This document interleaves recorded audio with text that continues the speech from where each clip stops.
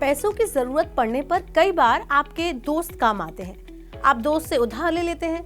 दोस्त आपको पैसे इसलिए दे देता है क्योंकि वह आपको जानता है, लेकिन बैंक के साथ ऐसा नहीं है।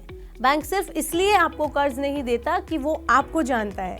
आपको या तो बैंक में कुछ गिरवी रखना पड़ता है, जैसे गोल्ड लोन में आप सोना गिरवी रखते हैं, होम लोन में आप घर के कागज, लेकिन जब बात पर्सनल लोन की आती है तब बैंक आपकी साख को ध्यान में रखकर लोन देता है। और आपकी साख कैसे पता चलती है?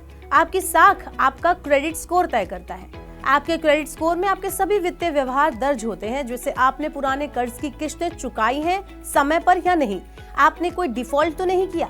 लेकिन कई बार हम अनजाने में कई ऐसी गलतियां कर देते हैं जिससे हमारा क्रेडिट स्कोर खराब हो जाता है।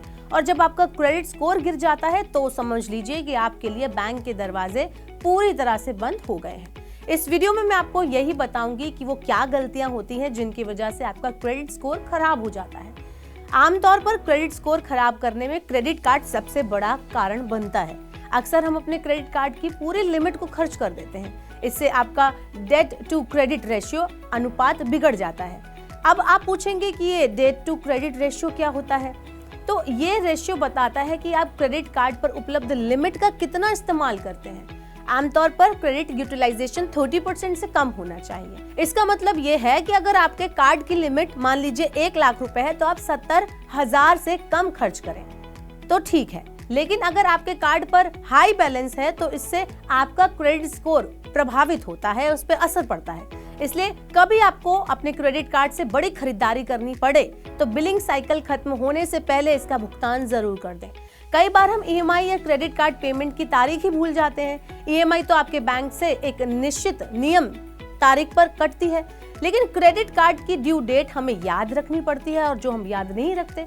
अगर आपने कार लोन, होम लोन या पर्सनल लोन लिया है तो उसकी ईएमआई नहीं भर पाए या क्रेडिट कार्ड के बिल पे करने की आखिरी डेट भूल गए तो आपकी ये भूल आप पर भारी पड़ सकती है। इसका कारण ये भी है कि आपका क्रेडिट स्कोर प्रभावित हो सकता है। इसके अलावा लोन सेटलमेंट भी आपका क्रेडिट स्कोर बिगाड़ सकता है। अगर आपने कोई लोन लिया है और आप उस लोन को नहीं चुका पा रहे हैं तो ऐसे में आप लोन सेटलमेंट कर लेते हैं। लोन सेटलमेंट से उस समय तो आपको काफी राहत मिल जाती है, लेकिन इसका जिक्र आपकी क्रेडिट हिस्ट्री में आ जाता है और आपका क्रेडिट स्कोर खराब हो जाता है। इसलिए अगर आपने कोई लोन सेटलमेंट किया है तो जब भी मौका मिले तो आपको लोन क्लोजर करना चाहिए और बैंक से नो ड्यूज का सर्टिफिकेट जरूर लेना चाहिए। इसके अलावा कार्ड लिमिट को बार बार बढ़ाना आपके क्रेडिट स्कोर पर नेगेटिव इम्पैक्ट डालता है। कार्ड लिमिट को बढ़वाना इस बात का सबूत है कि आपके खर्चे बेतहाशा हैं, बहुत ज्यादा हैं। कई बार बिल ज्यादा होने पर अगर आप समय से चुका नहीं पाते और आपका क्रेडिट स्कोर खराब हो सकता है।